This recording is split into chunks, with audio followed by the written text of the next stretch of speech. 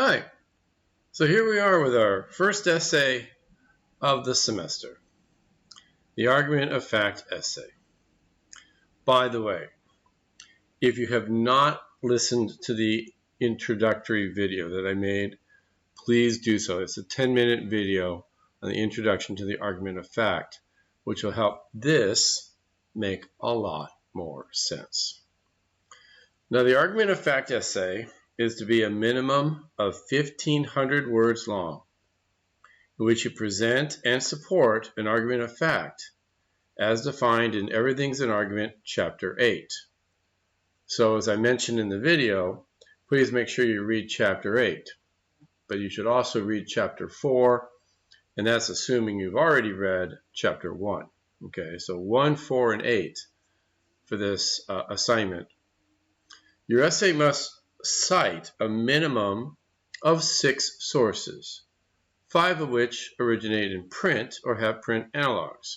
But what that means is there are books, magazines, newspapers, scholarly journals, government reports.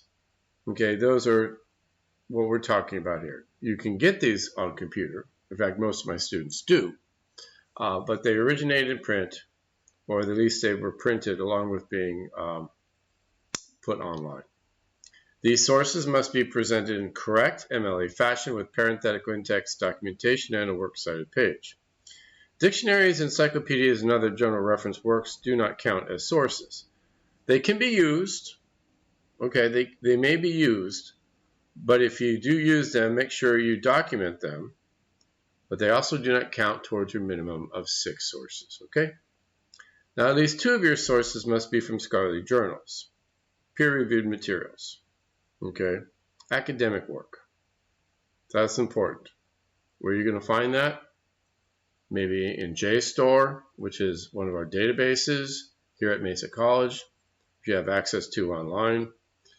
EBSCOhost also allows you to access scholarly journals. You click on the little peer review option button when you do an EBSCO search. Okay, that'll get you to that. Your essay must contain at least one table or figure properly noted and incorporated into the text as found on the MLA website. Okay, so if you're not familiar with how to do a table or figure, we're going to work our way through that as well on a separate video, if you will. You must also provide a word count of your essay at the end of the text. That's real easy, just whatever the computer says you got. Right? They do that automatically these days. Do not include the name block, works cited page entries, or table or figure in the word count, because obviously that is not really the point. Now, the topic will be a topic of your own choosing, but just as a reminder, there are a few topics that are off limits: abortion, death penalty, child abuse, and religion. Now, don't take papers on any of those topics all semester long, okay? There are plenty of other topics to choose from. Now, remember, good writing begins with good ideas. It's one of the things I love to say. Good writing begins with good ideas. But good ideas are not easy to find. That's the catch, right? So if you're already thinking of an idea for this assignment, just as we're introducing it right now, less than 4 minutes in, it's probably not a good idea, okay?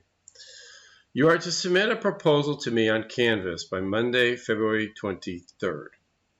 Okay, so basically 2 weeks. You have 2 weeks to hunt around looking for a good idea. Checking out the research, checking out the library, whether in person or online, doesn't matter. But by Monday, February 23rd, you need to have a proposal all wrapped up. The proposal should be written as described in Chapter 8, pages 180 to 181. In addition to what is described there, I want you to include 3 sources in an annotated bibliography. So an annotated bibliography means you put the MLA entry in, okay, proper form, and then there's a paragraph of description and evaluation of each of the sources, right? So you do a source, and you tell me what it is and why it's a good source. There's no point just looking at a bibliographic entry if I don't know anything else about it. So the annotated bibliography requires you to talk about what the source is and why it's a good one. Now, I do have a sample proposal in the fact module for you to take a peek at so you can see what an annotated bibliography should look like. So you need to have 3 of those in this proposal. Now, after reading those, going through them, yada, yada, yada, I will be creating work groups in which you will submit a rough draft by Wednesday, March 4th, okay? So after your proposal, I'm going to check those proposals, try to get them as quickly as possible, give you the yay or nay, and then you get to working on the rough. The rough draft is due Wednesday, March 4th by 11:59 p.m. Now, I'll create these work groups, and don't worry, I will give you keystroke by keystroke instructions on what to do in these work groups, okay? But the work groups basically are for workshopping the rough drafts, okay? So you're going to read other people's work, they're going to read your work, okay? So we're going to do some peer editing. I do give some instructions on how to do that. That will all come in the future. This draft, this rough draft, should be as full and complete as possible, meeting all minimum standards required for the assignment. The more work you put into the draft, the better your final draft will be. Based on previous experience, I can tell you that the difference in grades of essays that have been peer edited and those that have not is striking. Be sure to consult the out-of-class essay guidelines and the MLA handout so you avoid errors in presentation and style. Okay, so especially important, especially given that this is an online class, that you look through those out-of-class essay guidelines. You look through the MLA handout, which are both available on Canvas. If you have questions, please contact me. Now, you get the rough drafts in Wednesday. By the end of Friday, the peer editing is to be done. Okay, so you have 2 days to read the works of others. They have 2 days to read yours.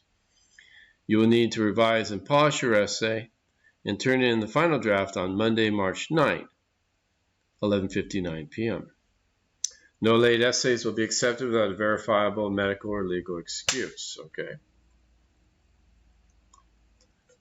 Minimum requirements for this assignment, again, 1,500 words, which is basically just your composition.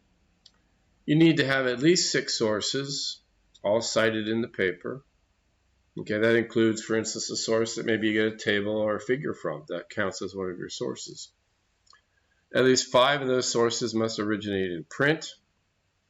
At least 2 of these sources are from scholarly journals. Again, a scholarly journal is a peer-reviewed academic journal. You find them on JSTOR. You find them on EBSCOhost if you click on peer review only when you do your search. Your essay must have a table or figure. Make sure you check the MLA website, which we have access to through our web links on Canvas, as well as just kind of through the regular internet. And MLA documentation for both in-text and works cited page. Okay. Now, as always, I really want to encourage you to ask me questions, whether it's through the Canvas inbox, through email, we can meet on Zoom, or you can come to my office during my office hours. But I don't want you to feel like, wow, you have no idea what I'm talking about, you're not going to be able to do this. That is exactly the opposite of what I hope. Okay, so if you do have questions, you do have, like, what the heck does he mean by this or that or the other thing? Please, please, please always ask me, okay? That's, after all, why I'm here. Good luck.